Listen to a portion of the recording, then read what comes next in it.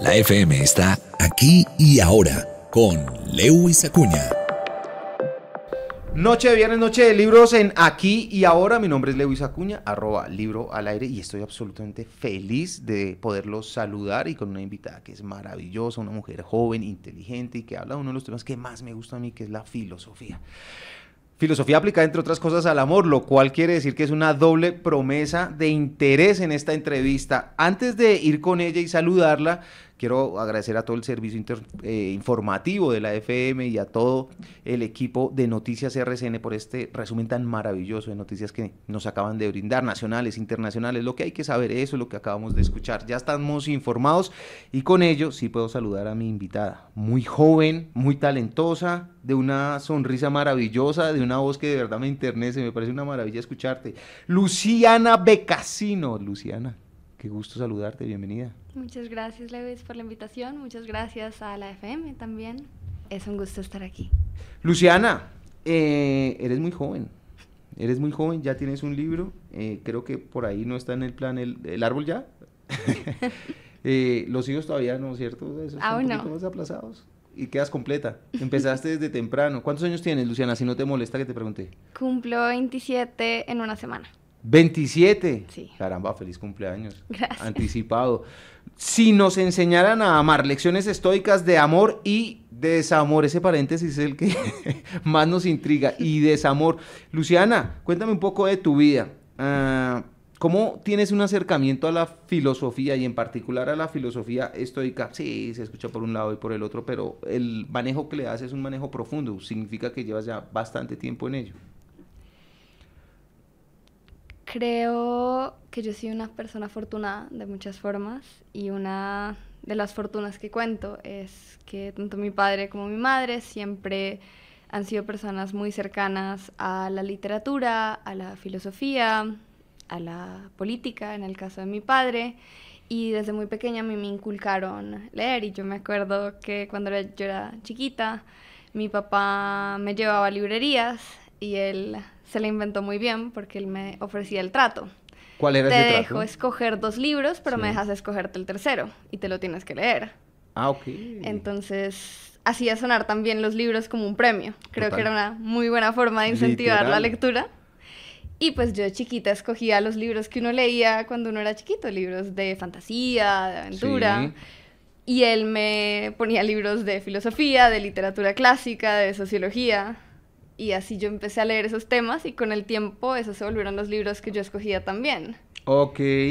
Ya le decías a tu papá, escógeme los 3. Empecé también a desarrollar un criterio propio de qué ramas me iban interesando más, y siempre me gustó mucho el campo de la filosofía aplicada, digamos, todas estas escuelas helenísticas donde la filosofía empezó a distanciarse de su origen más enfocado en la lógica, más enfocado en la física, que luego pues devinieron en otras áreas del conocimiento, y que se empezó a preocupar con cómo deberíamos vivir y cómo vivimos vidas hasta un poco más tranquilas, cómo afrontamos el sufrimiento, cómo afrontamos todas esas partes de la vida que no podemos controlar, y cómo dentro de todo esto somos la clase de personas que vale la pena ser. Claro. Entonces también es esa pregunta de, bueno, ¿qué clase de persona vale la pena ser? ¿Qué es una buena persona? ¿Cómo vale la pena usar la vida? Y leyendo esas diferentes corrientes del estoicismo, del epicureísmo, fui encontrando en el estoicismo una respuesta que también resonaba mucho con... Yo soy psicóloga de formación. De carrera, claro. Exactamente. Okay. No ejerzo desde la práctica profesional, no ejerzo como psicóloga clínica desde la práctica profesional. Pero te quedaste con un método, quizá. Y más que un método, digamos, yo sí investigo en psicología. Algo que a mí me llamó mucho la atención del estoicismo es que se parecía mucho a las cosas que a mí me habían enseñado en las clases de terapias de tercera generación, Sí. en las herramientas que utilizan los psicólogos, en las mismas herramientas que a mí me han enseñado en terapia. Y yo dije, bueno, desde hace mucho tiempo llevan diciendo esto. Y quise empezar a profundizar y fui encontrando muchas conexiones con otros filósofos y filósofas que me encantaban. Encuentro muchas conexiones con Simone Weil, que es una de mis filósofas predilectas, y a partir de eso yo fui construyendo en torno a la vida y sobre todo al amor, que fue lo que empecé a hablar en redes sociales. Ok, ahora, Luciana, ¿en qué momento empiezas realmente a relacionarlo? Porque los planteamientos que hacen obedecen a una mente mucho más madura, ¿cierto? Muchas personas ni siquiera llegan en algún punto a hacerse las preguntas que tú acabas de plantear. ¿Esto ocurre antes de tus estudios profesionales, universitarios? ¿Son en virtud de los libros que tu papá te canjeaba por el placer de leer, los que a ti pues te guiaban de niña? Yo creo que es una mezcla Sí. de factores. Yo creo que, por supuesto, pesa la parte de la crianza, del contexto en el que uno se desenvuelve, de lo que es valorado, de lo que le enseñan a uno a valorar, de lo que es modelado. Yo siempre quise ser como mis papás, entonces la parte de la lectura y el darle este peso a la filosofía era algo que en mi familia era una parte normal de la vida. Uh-huh. A otro nivel, a mí siempre se me ha hecho muy bella una idea que recogían los estoicos, que recogía Epicteto, que recogía Marco Aurelio, que también mencionaba Aristóteles, Cicerón, y es que la filosofía es medicina para el alma. Sí. Y desde que yo era también como adolescente, yo soy una persona con tendencia a la tristeza, a la ansiedad, y la filosofía también me empezó a dar algunas herramientas que resonaban conmigo y que de cierta forma actuaban como esa medicina para el alma de la que hablaban. ¿Te permitían los mismos quizá filósofos. entenderte un poco?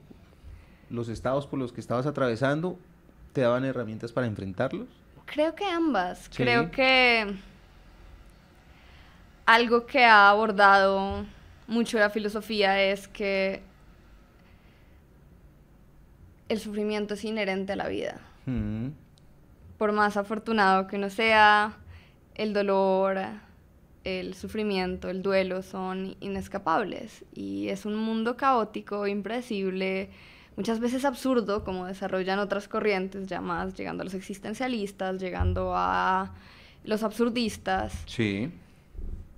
Y son preguntas que frecuentemente todos enfrentamos en la adolescencia por primera vez. Sí. Y que sufrimos, por algo adolescente viene a adolecer, Literal. y frente a las cuales realmente no hay respuesta. Que los filósofos que trataron de hacer tentativas de respuestas que muchas veces se convertían más en más preguntas que en una verdadera respuesta. Y en aproximaciones que permitían convivir con las preguntas. Yo creo que uno no resuelve las preguntas, uno aprende a vivir con ellas. Y creo que eso fue lo que me empezó a permitir la filosofía desde esa época. La tendencia que mencionas en la adolescencia sobre la tristeza, sobre la ansiedad, quizá no solo marcan tu camino para la literatura, para lo que consumiste de libros de filosofía, sino también para tu carrera. ¿Puede uno intuir eso? En parte no fue la razón por la que escogí la carrera, pero creo que, por supuesto, en todos existe un deseo de entender lo que nos pasa. Sí. ¿Y por qué tratar de entender a través de la psicología lo que le pasa a los demás?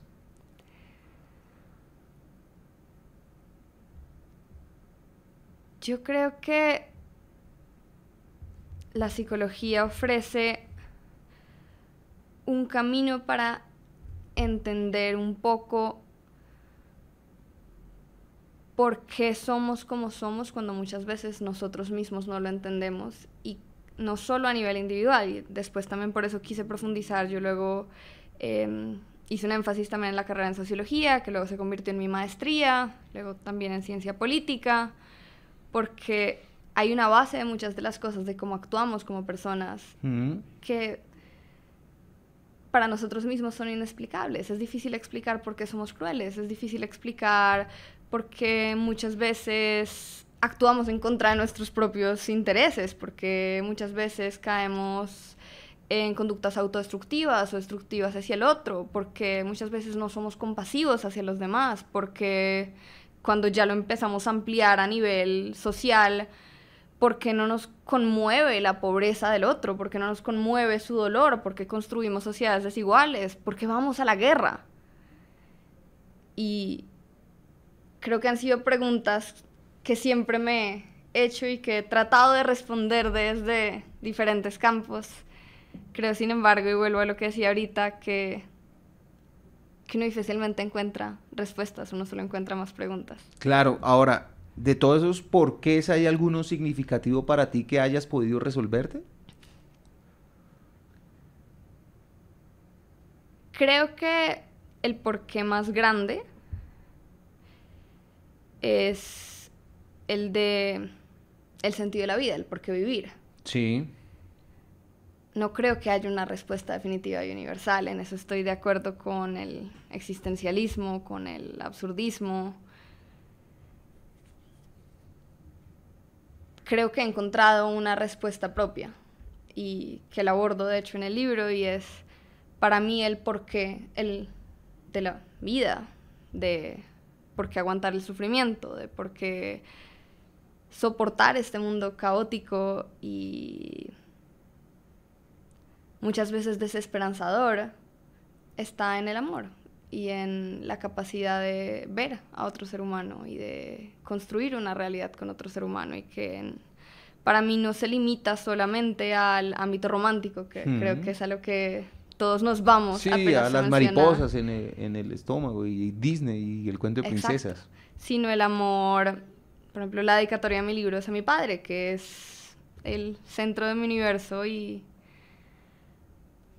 una de las personas que más me ha enseñado el amor, y para mí un amor como el que él me ha enseñado es lo que le da sentido a la vida. El amor que mi mamá me tiene y que me ha enseñado, el amor que mi mejor amigo, que mi mejor amiga me tiene. También, por supuesto, el amor que tengo con mi pareja, pero en el amor, y que también incluso es un amor que para mí se convierte en una ética de vida, porque yo no creo que el amor sea algo que se limite sencillamente a los vínculos que uno construye y que uno se alimenta, porque por supuesto el tiempo y la energía son limitados, pero yo parto de la creencia de que el amor es un recurso ilimitado. Sí. Y de que existe algo tal como una ética del amor, como el querer prestarle atención a los otros por más que no haya un interés personal de por medio, querer entender al otro, querer ver al otro, querer ser compasivo con el otro. Y creo que para mí ahí hay algo que vale la pena. Y cuando hablas tan reiterativamente del otro, no te refieres necesariamente a tu pareja, sino al otro que reconozco como un ser humano que habita conmigo este planeta. Ahora, ¿ese amor como sentido o como propósito? Yo lo comprendo más como sentido, porque creo que es algo que se habita en cada acción. Sí. Y creo que eso es realmente lo único que tenemos. Porque, y ahí me devuelvo a una definición, por ejemplo, de la esperanza, que daba Byung-Chul Han en uno de sus últimos libros, creo que es en su último libro, en El espíritu de la esperanza, en el que él retoma esta definición de la esperanza, de que se diferencia el optimismo porque no se trata de creer que las cosas van a salir bien, sino de creer que vale la pena hacerlas bien. Creo que en el momento en el que hablamos de propósitos nos estamos centrando mucho en un resultado sobre el cual realmente no solemos tener control. Por supuesto que a mí me encantaría, no sé, el amor como propósito, que todas las personas lográramos ser conscientes y atentas y compasivas y cuidadosas con los otros todo el tiempo. Me parecería una maravilla. Es difícil siquiera uno hacerlo todo el tiempo. Creo que también esa es una concepción errónea de la ética, de que se trata de hacerlo siempre bien. Pero creo que más que un propósito, que es un resultado que uno no puede controlar, lo que vale la pena está en tratar, y en tratar de hacer las cosas en ese momento de la forma en la que uno cree correcta. En toda esta descripción macro que haces del amor con sentido y del otro, como lo hemos especificado, me pregunto si quizá entonces si debería ser un comportamiento natural ese sentido del amor, el sentido de actuar con amor. No estamos siendo antinaturales cuando no lo estamos haciendo, es decir, estamos no actuando con amor en contra de nuestra propia naturaleza. Si les preguntas a los estoicos, te dirían que sí, porque de hecho, para los estoicos, y volviendo a mi libro, vivir bien se trata de vivir de acuerdo con la naturaleza, con N mayúscula, y con nuestra naturaleza, con N minúscula. Para ellos la naturaleza, con N mayúscula, consiste en que todas las personas y todos los seres y todo el planeta estamos interrelacionados. Y que por lo tanto, si algo te afecta negativamente a ti, me afecta negativamente a mí. Si algo afecta negativamente al planeta, me afecta negativamente a mí. Lo que deriva en un sentido de deber y responsabilidad hacia todos los otros. Sí. No limitado a que tengamos un vínculo personal, sino solo porque tú eres una persona y porque existes, yo tengo un deber de cuidado hacia ti. O sea, esa es la naturaleza con N mayúscula. La naturaleza con N minúscula es que ellos hablaban de que en nosotros está la capacidad de racionar, la capacidad de no dejarnos llevar por estos instintos, por estos impulsos que podemos tener, sino de dar un paso atrás, de pausar, de elegir antes que reaccionar y de elegir ser virtuosos. Entonces ellos hablaban de 4 virtudes cardinales. Ellos hablaban de que nosotros tenemos la capacidad de ser sabios, de diferenciar lo que podemos controlar de lo que no podemos controlar, de diferenciar nuestras percepciones de la realidad. A partir de eso que tenemos la capacidad también de ser justos, de saberle dar el peso debido a cada cosa, que entonces eso muchas veces implica salirse de uno mismo, para también darle el mismo peso a la visión del otro. Para eso también es necesaria la virtud de la templanza, de no dejarnos llevar por las emociones, sino tener la capacidad de elegir frente a ellas en vez de solo reaccionar a partir de ellas. Y a partir de todas las anteriores, ser valientes, que se trata de hacer lo correcto, incluso cuando es difícil y sobre todo cuando es difícil. Y para ellos esta era nuestra naturaleza. Sin embargo, que fuera nuestra naturaleza no necesariamente significa que sea lo que se nos dé hacer de forma irreflexiva, sino que requiere un ejercicio, requiere una práctica consciente. Sí. No es solo que las cosas sean sin voluntad, quizá. Hay que tener una voluntad de que las cosas, un esfuerzo personal de que sean como las describen. Exacto, de ser de esa forma. Quizá. Bueno, ahora esa naturaleza, y lo aclaras tú en la introducción de tu libro, que es uno de los puntos más álgicos de lo que es ver desde el punto de vista de los estoicos la vida, porque no significa entonces necesariamente que nosotros tenemos que aguantar perenne todo lo que pase y que las personas puedan acometer todo lo que está en contra de lo que yo pienso respecto a mi sentido del amor en las cosas. En ese sentido, entonces, ¿qué es estoico? Estoico no es aguantar, estoico es no decir y no poner límites. No, eso no es ser estoico. No, creo que ese es un error muy frecuente, sí. Como de que el estoicismo se trata de resignación y de aguante. Esa es la palabra que me gusta, aguante. No se trata de aguantar, se trata de... El estoicismo, sobre todo para mí, se trata de 2 elementos centrales, los llamaría. Sí. El primero es la ataraxia, que traduciría a paz del alma. Sí. ¿De qué se trata la ataraxia? De que si tú no quieres sufrir tanto en un mundo que es impredecible, que es caótico, donde hay tantas cosas que no puedes controlar, tú tienes que primero separar lo que puedes controlar de lo que no puedes controlar y enfocarte en lo que sí. ¿Qué pasa? No se trata de resignación, pero sí se trata de no sufrir en vano, de no sufrir por las partes sobre las que tú no puedes hacer nada. Entonces tú no puedes controlar a los otros, lo que piensan, lo que digan, lo que hagan, tú no puedes controlar acontecimientos externos, yo no pude controlar el temblor de anoche. En la madrugada, claro. De la madrugada. Y sufrir por las cosas sobre las que no puedes hacer nada no te llevará a nada. Ellos decían, ok, enfócate en lo que tú puedes hacer. ¿Qué puedes hacer? Tú puedes prepararte para cuando haya un temblor, tú puedes pararte de la cama y evacuar el edificio. Y tampoco condenarte a vivir con el miedo a que un temblor te puede destruir. Exactamente. Si pasa, pues, como no está en tus manos. Que ellos también hablan mucho de no sufrir tanto por el pasado o por el futuro porque no los podemos controlar. Ya lo que pasó no lo puedes controlar. Lo que va a pasar ni siquiera sabes que vaya a pasar. Ese es uno de los puntos que más me interesa conversar contigo porque tiene que hablar con el presente, con el vivir en el hoy, y eso es importante porque creo que hay una tergiversación de la idea de lo que es vive ahora, vive el momento, que creo que tiene que ver mucho más con el marketing y el consumismo que con la teoría de los estoicos, pero de eso vamos a hablar. En el segundo segmento de esta edición de Noche de Libros, Noche de Viernes en Aquí y Ahora, con esta, ya la están escuchando, una brillante invitada, Lucía Becasino, y su libro Si nos enseñaran a amar, lecciones estoicas de amor y desamor. Y ese tema también lo tenemos que tocar, amor y desamor. Ya volvemos.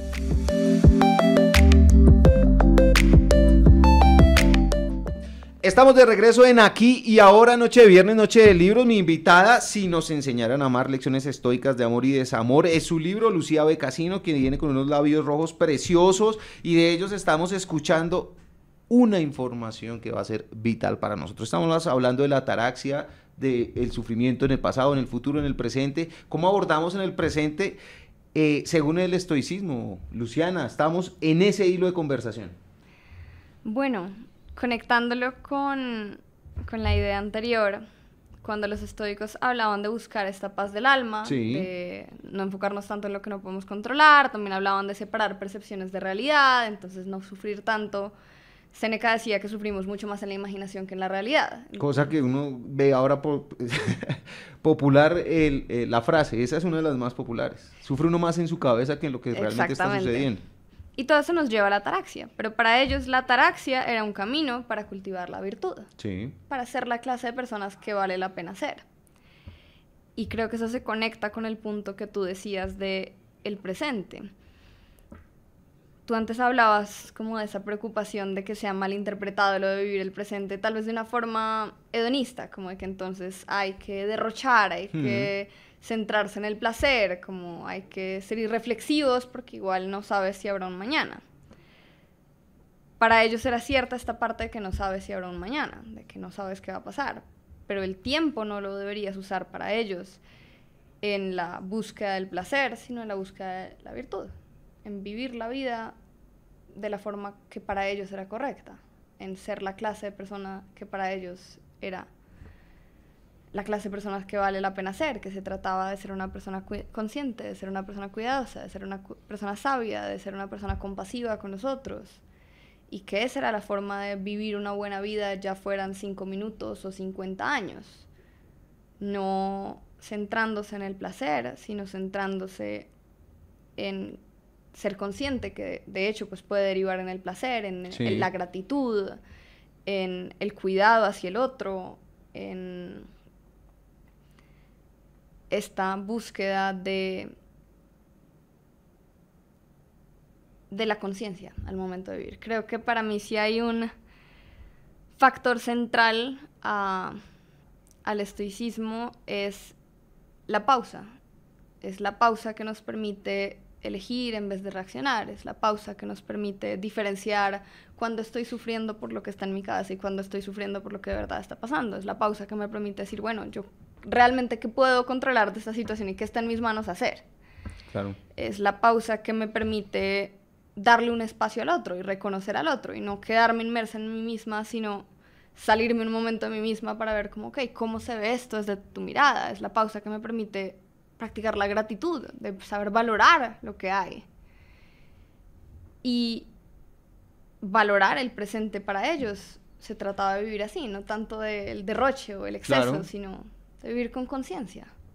Ahora, hay un punto que creo que es clave y es bueno tocar en este momento, y tiene que ver con que esto no es una filosofía ni un punto de vista de hippies que viven en el campo y se alejan de todo, ¿cierto?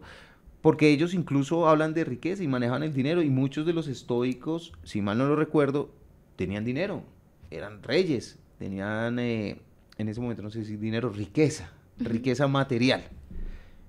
Es importante hacer esa diferenciación. Uno puede generar dinero, vivir bien, pero no necesariamente hablamos de votos de pobreza para poder practicar el estoicismo o vivir con los principios que tú nos acabas de describir. No, ellos no hablaban del asceticismo, como por ejemplo sí lo hablaban los cínicos, digamos Diógenes, y hablaba mucho más. El perro Diógenes. Exactamente, de la renuncia y el ascetismo. Los estoicos, como tú decías, pues Marco Aurelio fue emperador, Séneca fue un hombre muy rico, un senador, un consejero de otro emperador, de Nerón. Y de lo que nos hablaban los estoicos era más del desapego, de que Sí. tu bienestar no dependiera de estos bienes, porque ahí volvemos a esta idea de lo que puedes y no puedes controlar, y es, tú no puedes controlar la fortuna, y tú no puedes controlar que lo que tienes hoy lo vayas a seguir teniendo mañana. Ellos hablaban incluso del desapego en las relaciones y aquí abordo otro mito que hay muy común, y es como esa idea de que ser desapegado en las relaciones se trata de que no te importe. Exacto. Es más el desapego desde el agradecimiento y la conciencia de la fragilidad, que van muy de la mano. Uno es agradecido cuando uno no da las cosas por sentado, cuando uno es consciente de la fragilidad de todo. Y por ejemplo, el desapego en las relaciones no es solo de puedes terminar con tu pareja algún día, te puede dejar, sino las personas que quieres se van a morir, o tú te vas a morir primero. Irremediablemente va a ocurrir. Ahora, el orden no lo conocemos, se intuye, pero... Irremediablemente tú vas a tener que soltar a las personas que amas de una forma u otra. Es factible que en algún momento te toque soltar los bienes materiales que tengas. Y parte del estoicismo estaba en que tu bienestar y tu paz del alma no dependiera de tener o no tener algo, sino que pudieras estar bien de cualquiera de las dos formas.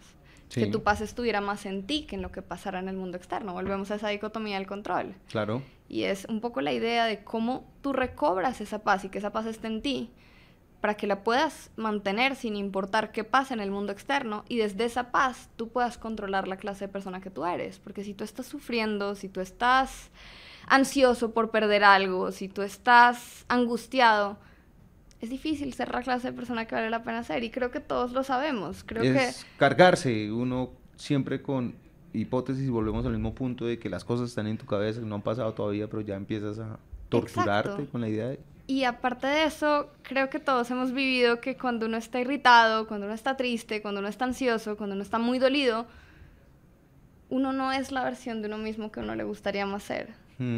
También la idea es que si uno logra esa parte de cómo yo me regulo y cómo yo encuentro paz en mí mismo, en mí misma, más allá de lo que esté pasando externamente, también yo puedo asegurarme de ser la clase de persona que para mí es importante ser. Sí.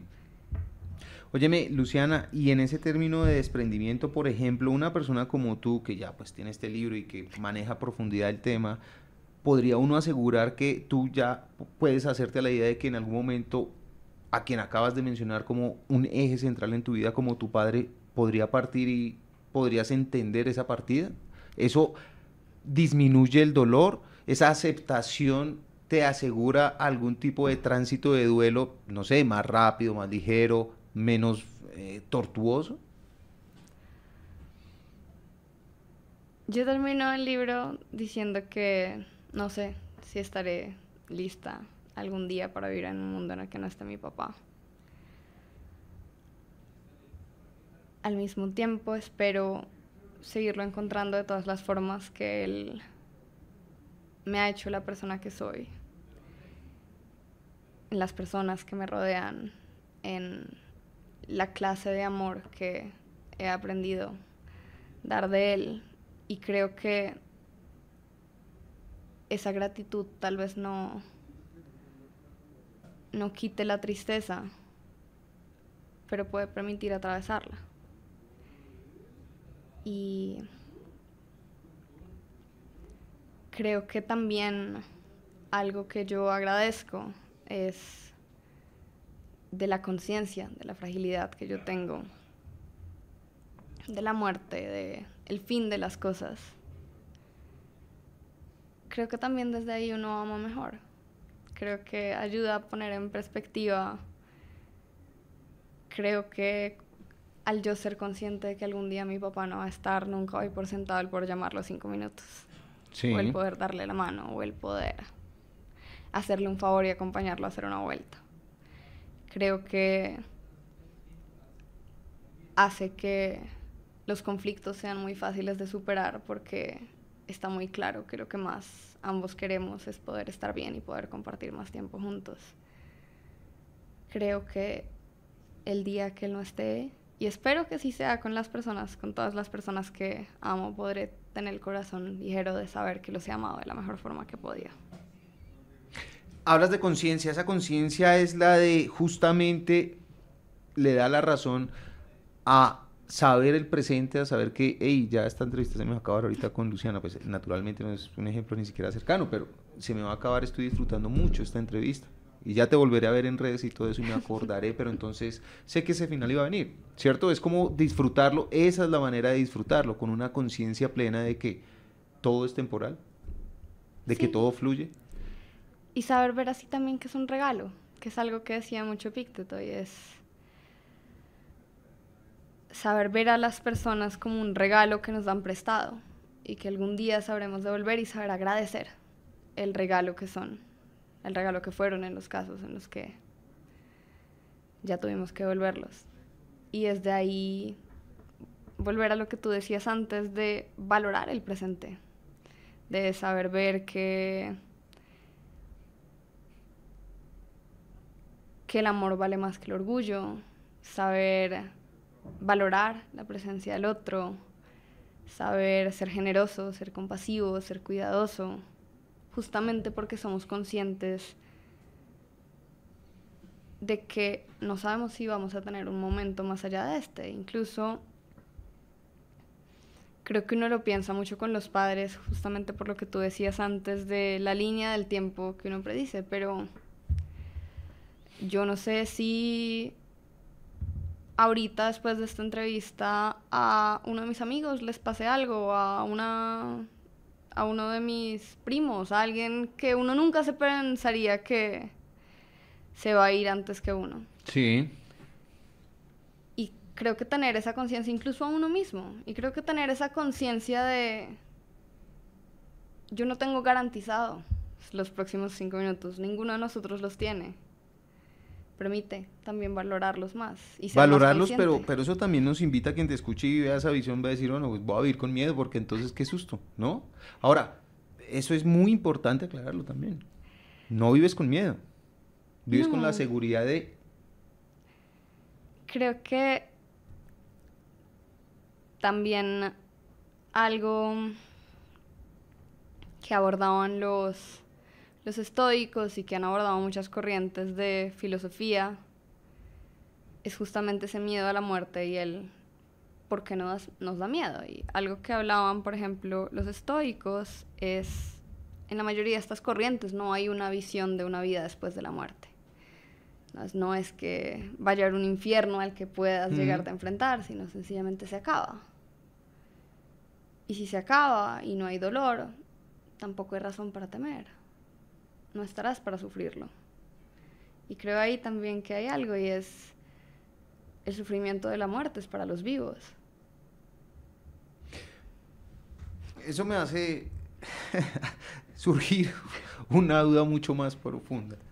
Y tiene que ver con el que quizá entonces una persona se cuida y se cuida lo suficiente como para que no le pase algo, porque el dolor y el sufrimiento que atravesaría su papá donde fallezca su hijo sería mucho más grave.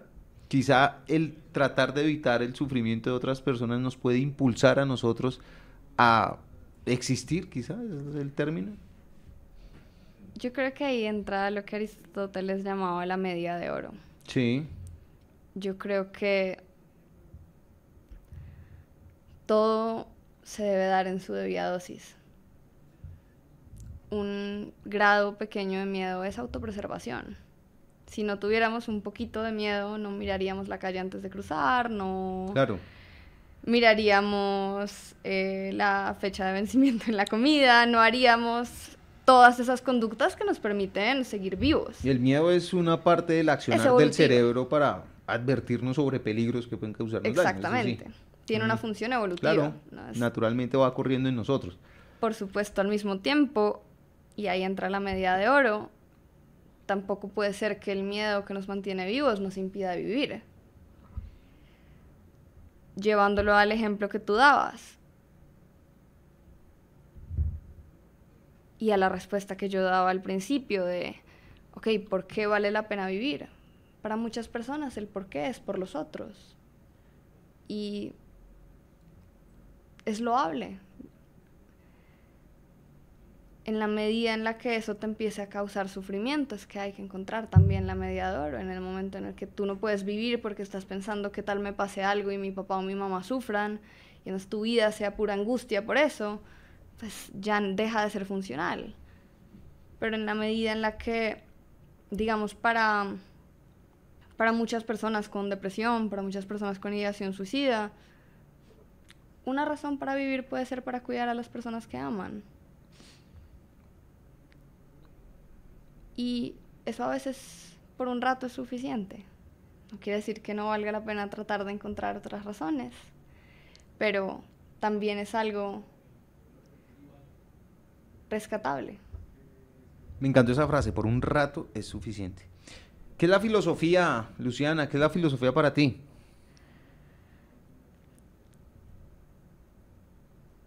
Creo que suena un poco cliché, pero yo soy de la creencia de que todo lo que es cliché es porque es por lo menos un poco cierto. Y es que la filosofía es el arte de pensar. Es tomarse el pensar como un ejercicio consciente, de conscientemente tú darle más vueltas a las cosas de las que tal vez normalmente lo harías porque tienes otras preocupaciones. No activar en automático. Exacto. No vivir en automático. Es cuestionarte las cosas, es agregarle. El otro día estaba en un conversatorio con otros creadores de contenido de filosofía y uno de los miembros del panel proponía que la filosofía se trata de agregarle un signo de interrogación al final a cada frase. Entonces, de cuestionar cada una de nuestras certezas,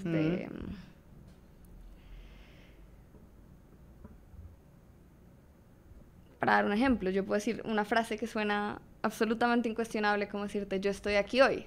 Yo puedo agregarle un signo de interrogación. Yo estoy aquí hoy, y ahí entra el escepticismo, que dice, ¿cómo sabes que realmente estás? ¿Cómo sabes que realmente estás aquí? ¿Cómo sabes que esto no es una simulación? ¿Cómo sabes que es hoy? ¿Qué es hoy? Y incluso la frase que suena más incuestionable se puede volver un punto de disputa y de reflexión, y pues de esa sola premisa de estoy aquí hoy se pueden escribir tratados de filosofía de qué significa estar, qué significa aquí, qué significa hoy. Claro. Un poco de eso se trata la filosofía. ¿Qué preguntas de la filosofía que surge de ti ha surgido sobre la filosofía del estoicismo? ¿Qué has cuestionado tú del estoicismo? ¿Qué te preguntas aún de él?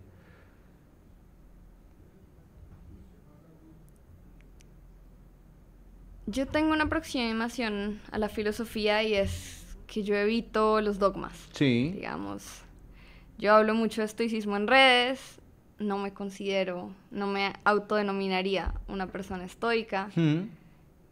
Creo que uno puede recoger de muchas corrientes, de muchas fuentes, lo que le resulta útil a uno, lo que resuena con uno y lo que le permite a uno aproximarse a lo que uno considera la forma en la que vale la pena vivir. Sí. En el caso del estoicismo, que es algo que, por ejemplo, está muy presente en el libro y es algo que en mi trabajo en redes yo hago con la mayoría de autores, lo que yo hago es irlo ligando con otras ideas que para mí han sido interesantes, que para mí me han dado una aproximación a una situación, a un tema. Y digamos, en el caso del estoicismo, yo lo he conectado mucho con la filosofía del amor de autoras como Simone Weil, como Alice Murdoch. Lo he conectado con figuras de la literatura. Yo cito mucho a David Foster Wallace en particular. Su discurso más célebre, el de Esto es agua. Y creo que lo más enriquecedor de la filosofía está en no tomarla como un dogma, sino como una aproximación y permitirse darle espacio a diferentes aproximaciones e ir viendo qué resuena con uno y qué no, y también qué resuena con uno en un momento y qué deja de resonar en ese momento, y cómo uno puede complementar una cosa con la otra. Lo cual muchos de ustedes, los jóvenes, ya van a encajarse, no se van a encajar en una sola vertiente. ¿Por qué el amor? ¿Por qué lecciones estoicas de amor? Hablamos que es importante, hablamos de el amor que significa para ti tu padre, hablamos de el otro, que el otro somos todos, somos quienes nos rodean, etcétera. Pero ¿por qué específicamente irte hacia el amor en tu libro si nos enseñaran a amar, lecciones estoicas de amor y desamor? Yo comienzo el libro diciendo que nos han enseñado a hablar del amor con las mismas palabras que usamos de la guerra. Hablamos de conquista, hablamos de balas perdidas, construimos narrativas de víctimas y villanos, de los destrozos que quedan atrás. Que va a caer, ¿no?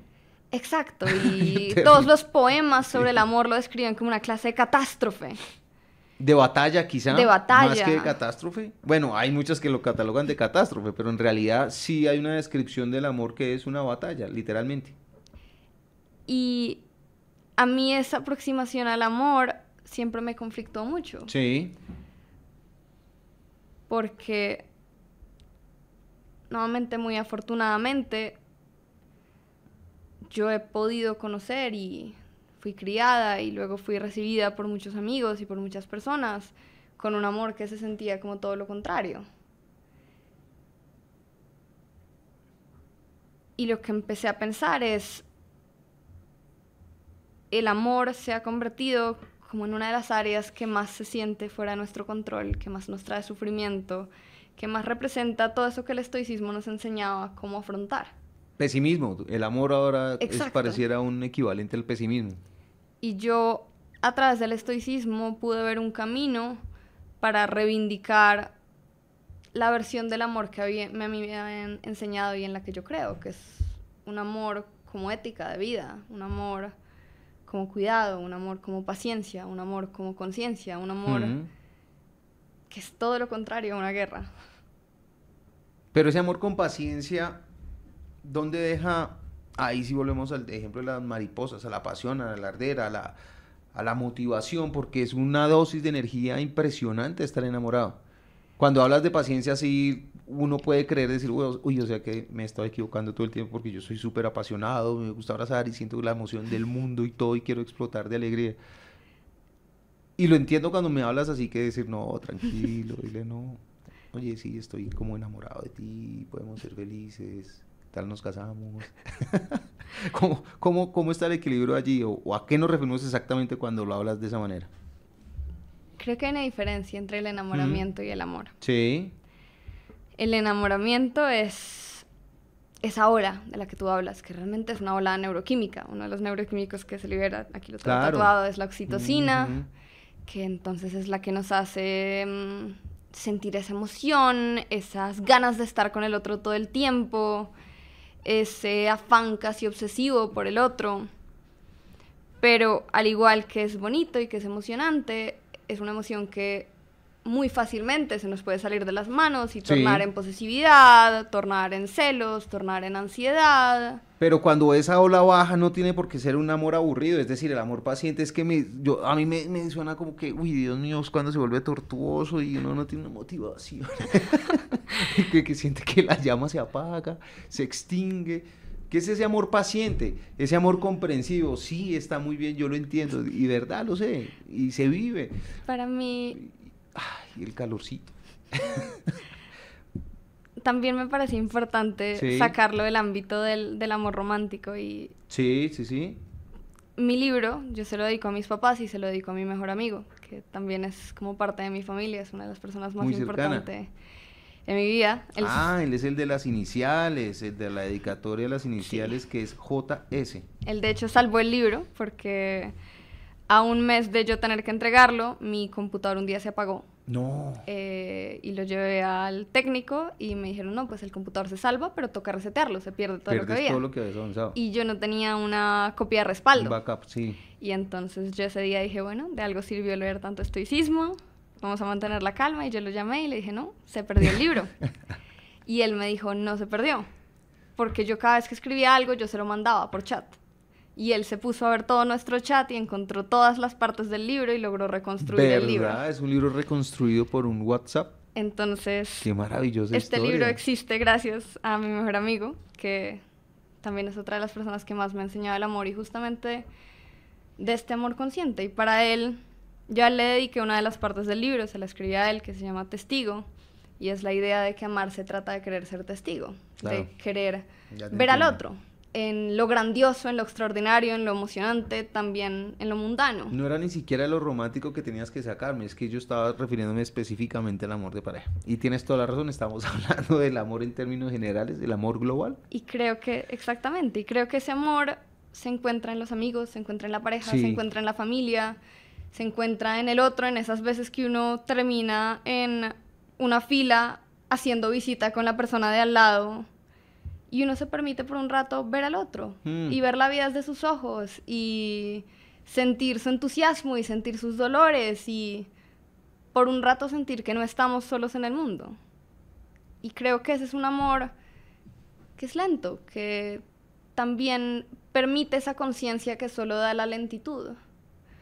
Porque muchas veces ese mismo acelere, esa misma pasión que tanto nos mueve, no nos permite ver al otro, no nos permite darle un espacio a realmente el otro donde está parado, el otro que está viendo, sino que nos envuelve en lo que nosotros estamos viendo. Sabes que me traes a la mente un ejemplo gráfico que es muy fácil de entender, son estas imágenes que tú ves cuando les ponen el estilo cinemático, que es como en cámara lenta y tú disfrutas visualmente viendo el video en cámara lenta, se ve precioso.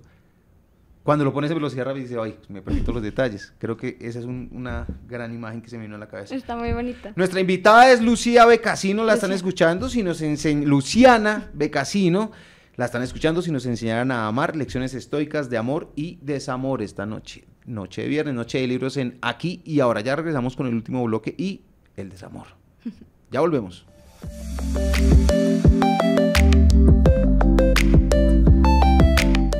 Estamos de vuelta para este último segmento de Aquí y Ahora, noche de viernes, noche de libros. Luciana Becasino, si nos enseñaron a amar, lecciones estoicas de amor y desamor.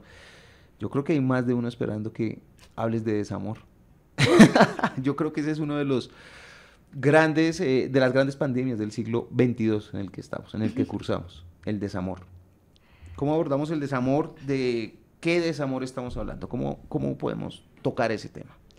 Bueno, el libro tiene 3 partes, Sí. Tiene 4, contando la introducción. La introducción es más teórica, es una presentación del estoicismo, de sus principales autores, de las virtudes, de la atraxia, de la virtud como concepto.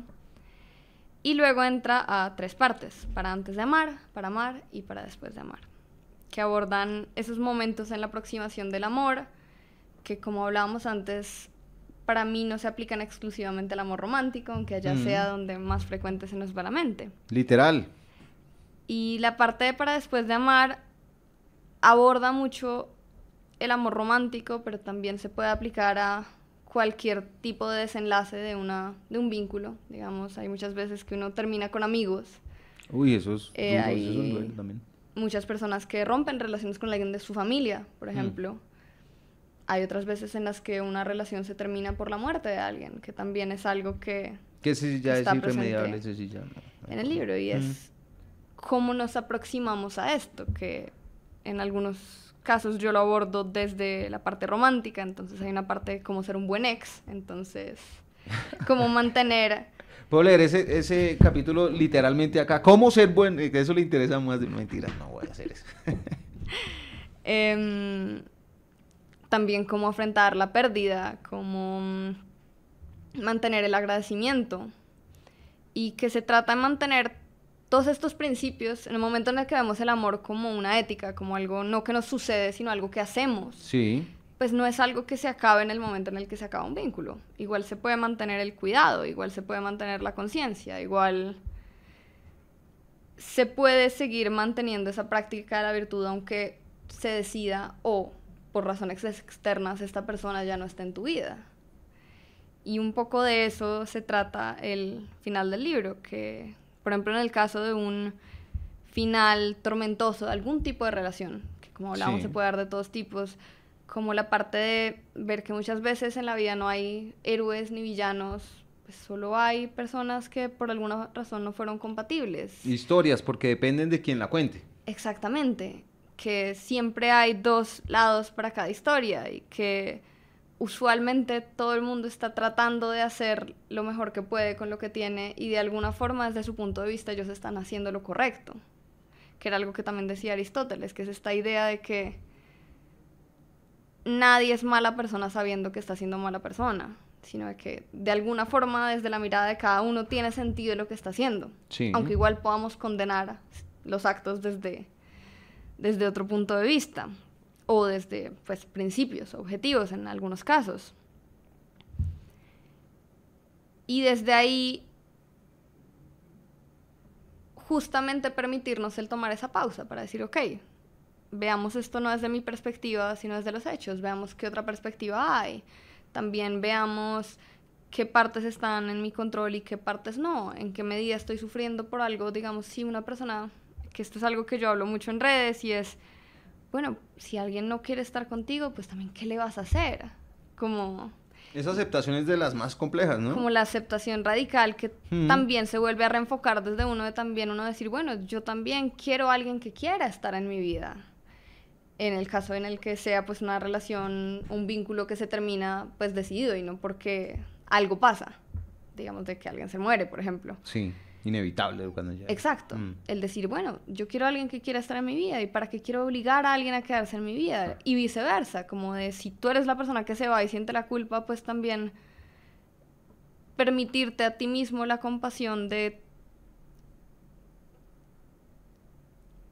reconocer que estás haciendo lo que puedes hacer para mantener tu paz y que tampoco le estabas haciendo un bien al otro quedándote si tú no querías quedarte, si tú no querías estar ahí y construir, ya fuera una amistad, ya fuera una relación, ya fuera un vínculo familiar con esa persona. Ser cuidadoso con el otro aún después de que se acaba el vínculo, ya sea el tipo de vínculo que fuera, y también como practicar la gratitud por lo que el otro deja en nuestras vidas. Claro. Esta es una pregunta un poco compleja, difícil. Y es que es todo esto que tú nos cuentas, la aceptación, el mañana, el futuro, el desprendimiento, etcétera, lo que hemos venido escuchando durante los últimos 40, 45 minutos, es más fácil asimilarlo desde la carencia o desde la abundancia. Y te lo pregunto en todos los aspectos, no solo económico, sino también emocional, porque a quien le digas tú que tome con tranquilidad y que entienda que es momento hoy cuando su pareja acaba de dejarlo, acaba de enterarse de una infidelidad, ¿cierto? Esa carencia emocional de en ese momento, su amor propio, etcétera. Es decir, es en todos los aspectos, si lo ponemos un poquito global, es más fácil asumirlo desde qué punto, carencia o abundancia.